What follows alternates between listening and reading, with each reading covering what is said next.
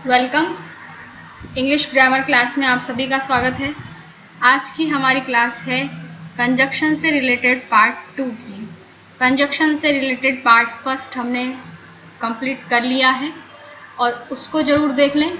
Channel को subscribe कर लें और नोटिफिकेशन बेल आइकन पर प्रेस कर लें ताकि नोटिफिकेशन आपको मिलता रहे। स्टार्ट करते हैं आज की क्लास को हम। आज हमारा टॉपिक है सबऑर्डिनेट कंजक्शन। सबऑर्डिनेट कंजक्शन, इससे पहले वाली जो क्लास थी उसमें हमने कोऑर्डिनेट कंजक्शन के बारे में बात करी थी। कोऑर्डिनेट कंजक्शन कौन से होते हैं इसकी हमने ट्रिक और साथ में डिटेल से पढ़ लिया है। आज की हमारी सेकंड नंबर पर कंजक्शन जो है वो है सबऑर्डिनेटिंग कंजक्शन की क्लास। सबऑर्डिनेटिंग कंजक्शन किसे कहते हैं? तो वो कंजक्शन जो हेल्प करते हैं कनेक्ट करने में एक डिपेंडेंट क्लोज को मेन क्लोज के साथ में।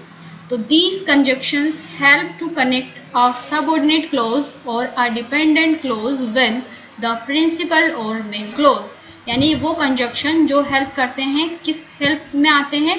डिपेंडेंट क्लोज को मेन क्लोज के साथ कनेक्ट करने में। एग्जाम्पल में समझो। For example, tell me where he lives. तो हमारे पास दो क्लोज है, एक फर्स्ट क्लोज है टेल मी, सेकेंड क्लोज है ही लिव्स, जिसे हमने कनेक्ट किया है किसकी हेल्प से? वेयर की हेल्प से। तो ये जो वेयर है ये हमारा सबऑर्डिनेट क्लोज होगा, ये हमारा सबऑर्डिनेट क्लोज होगा। और सेंटेंस पूछा जाए तो सेंटेंस कौन सा हो जाएगा? कॉम्प्लेक्स सेंटेंस हो जाएगा, क्योंकि जो कोऑर्डिनेट कंजक्शन से सेंटेंस बनते हैं वो होते हैं कंपाउंड सेंटेंस, वो होते हैं कंपाउंड सेंटेंस। और जो सबऑर्डिनेट कंजक्शन से बनते हैं वो होते हैं कॉम्प्लेक्स सेंटेंस। तो सेंटेंस से रिलेटेड क्लास भी हम ले चुके हैं, वहाँ पर जाकर के उसको पढ़े, डिस्क्रिप्शन बॉक्स में उसका लिंक है। नेक्स्ट इससे रिलेटेड एग्जाम्पल देखो। I am not certain, I am not certain he would पास। दो क्लोज हैं, तो फर्स्ट क्लोज को सेकंड क्लोज से जो कनेक्ट करने वाला सब वर्ड है वो क्या है? सबऑर्डिनेट कंजक्शन, वो है इफ, वो है इफ। तो यहाँ पर ये सबऑर्डिनेट कंजक्शन के अंदर आएगा। इस बात का हमें पता कैसे लगेगा? तो ये कंजक्शन की हम एक लिस्ट तैयार करके लाए हैं आपके लिए, ताकि आपको कोई कन्फ्यूज़न ना हो। इसलिए आराम से इसको कंटिन्यू पढ़ें ध्यान से और नोटेड करते रहें अपने रजिस्टर में।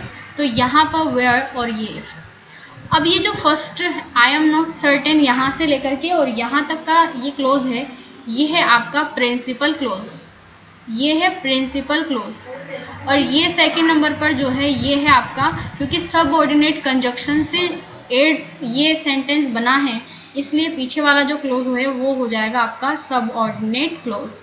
तो यहाँ पर ये जो दोनों सेंटेंस किससे कनेक्ट हुए हैं? इफ से। ठीक है, अब देखते हैं सबऑर्डिनेटिंग कंजक्शन कौन कौन से होते हैं।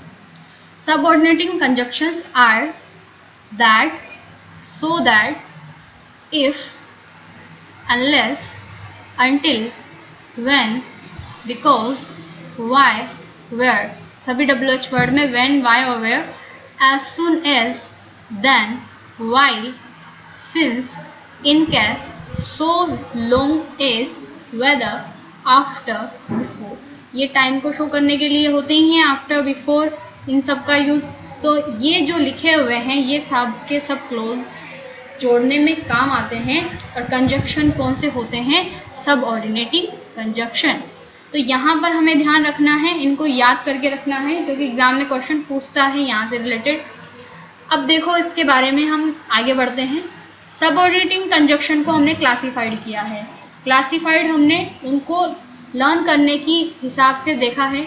तो सबसे पहले हमने लिखा है टाइम से रिलेटेड सबऑर्डिनेटिंग कंजक्शन। तो फर्स्ट जो कंजक्शन है वो है when, as, before, as soon as, after और टिल। ये सब के सब जितने भी कंजक्शन हैं ये क्या बताएंगे? ये सबऑर्डिनेटिंग कंजक्शन को बताएंगे, लेकिन किस कैटेगरी में, कौन सी क्लासिफाइड करने के लिए काम आया हमारे ये टाइम को, क्योंकि टाइम को शो करने के लिए। जैसे एग्जाम्पल में समझो, the patient had died. Patient क्या है? मर चुका है। बिफोर किससे पहले मर चुका है? द डॉक्टर अराइव्ड, डॉक्टर के आने से पहले।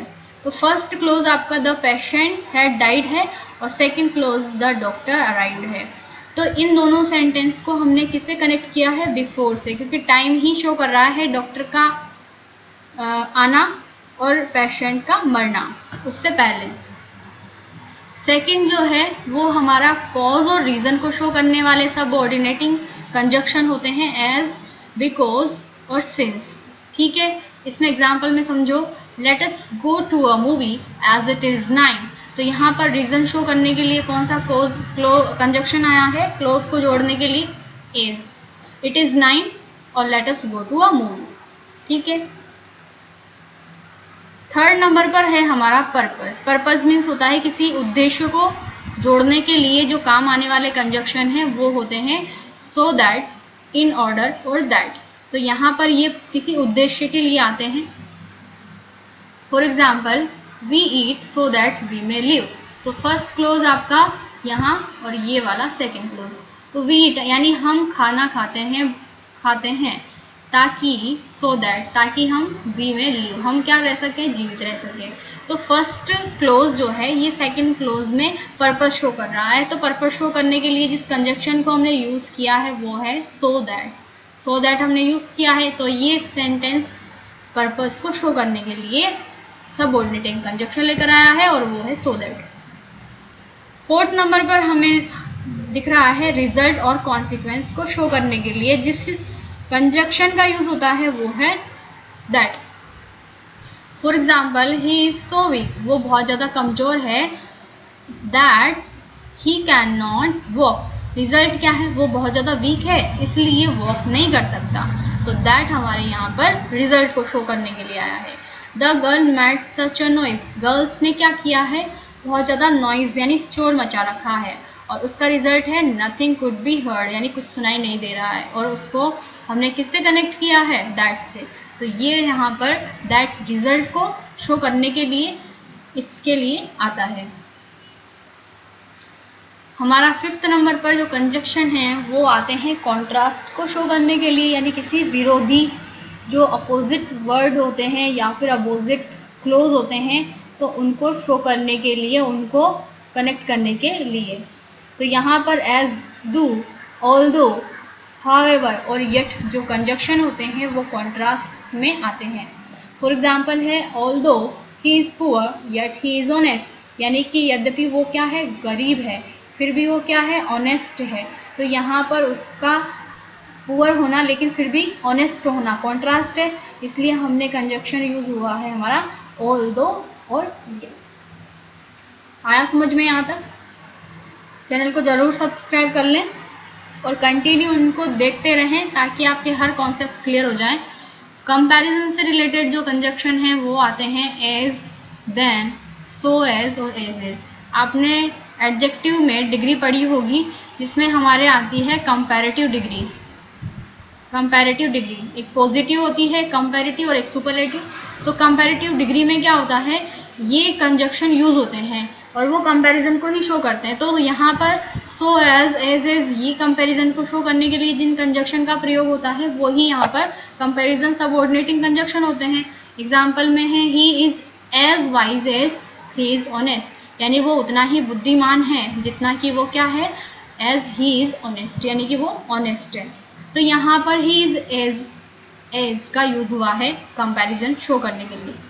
मोहन रन्स, मोहन दौड़ता है फास्टर, किससे फास्टर दौड़ता है? रोहित से। तो यहाँ पर हमने कौन सा कंपैरिजन कंजक्शन यूज किया है? देन का।